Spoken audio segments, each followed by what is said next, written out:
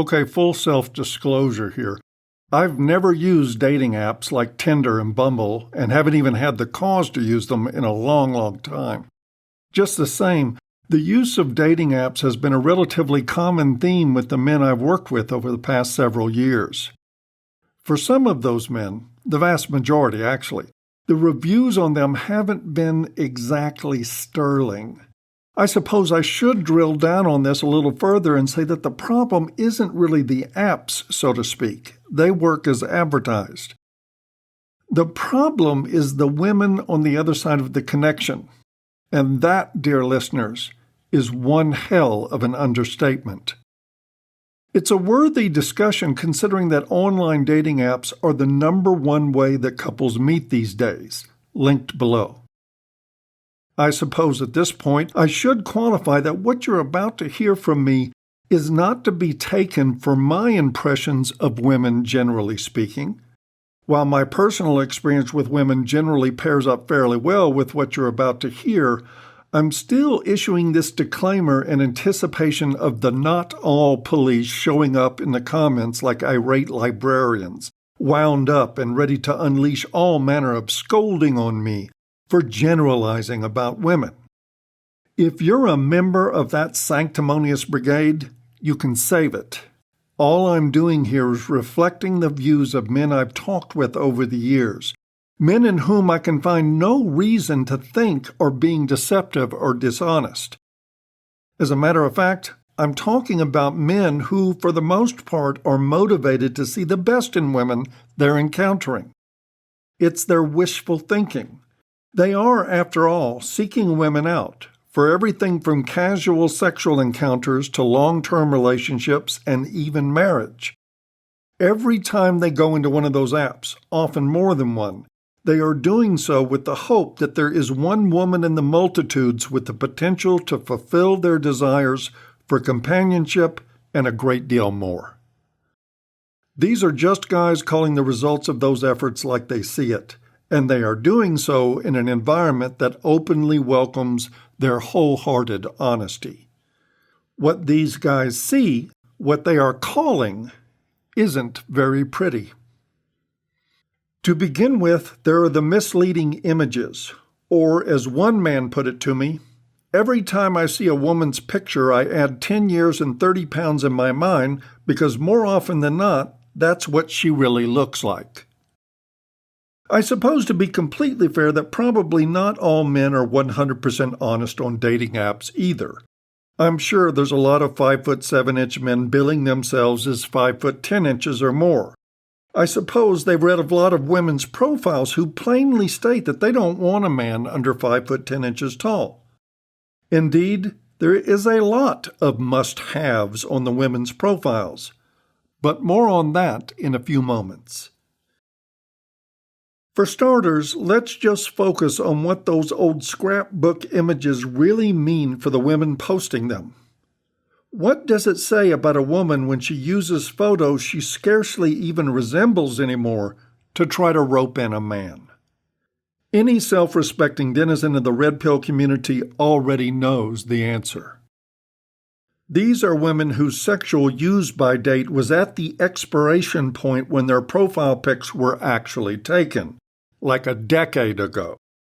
She spent her 20s and possibly her early 30s riding the cock carousel with such enthusiasm that she measures the penis that is plowed through her in miles.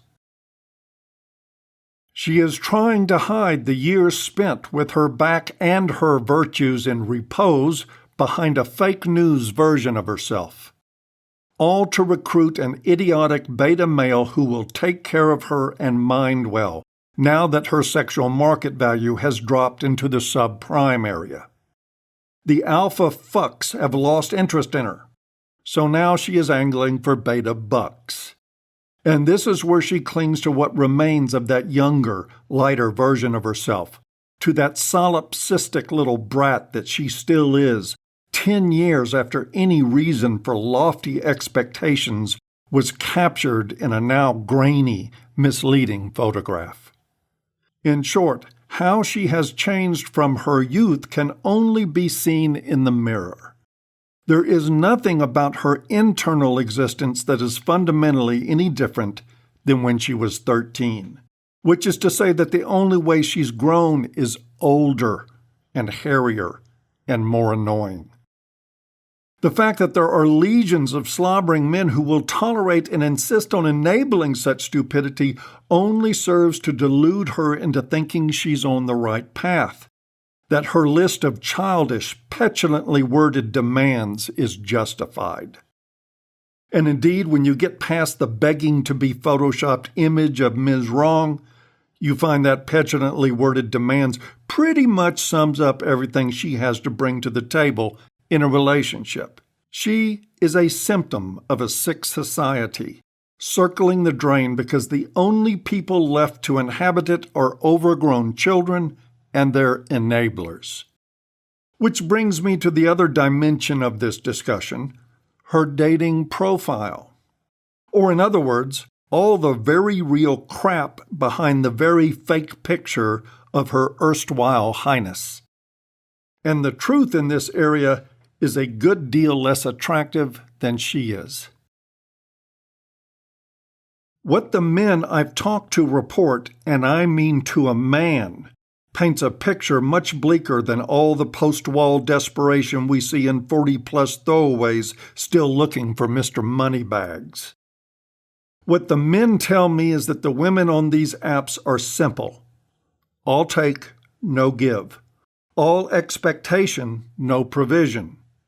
All me, no you.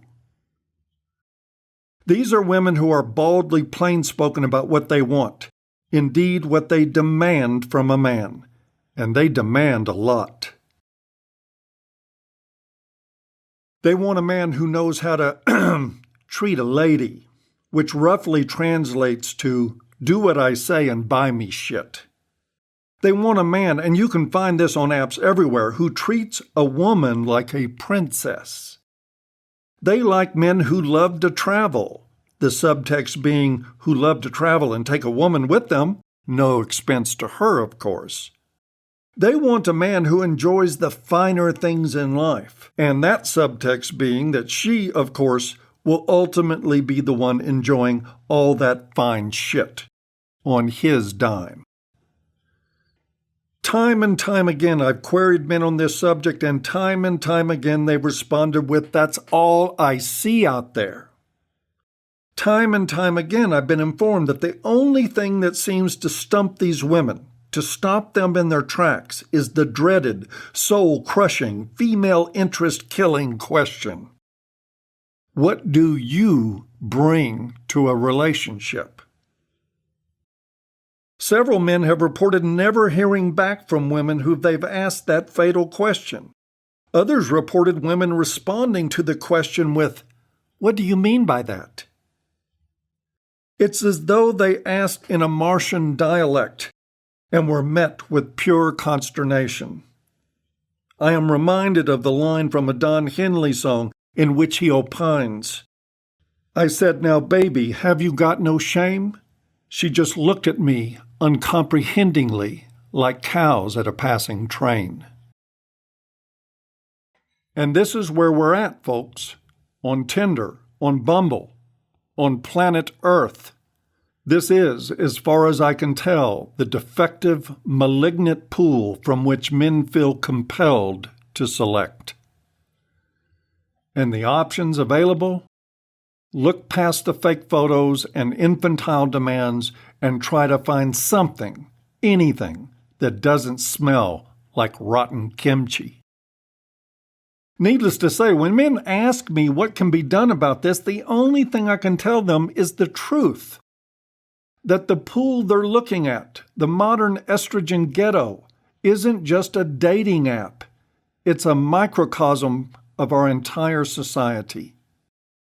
Until women change, nothing changes. And women won't change as long as there are millions of blue pill idiot men giving them reasons not to. So, settle in for the long haul, guys, and be prepared to do the only sane thing left to do in these circumstances. Swipe left.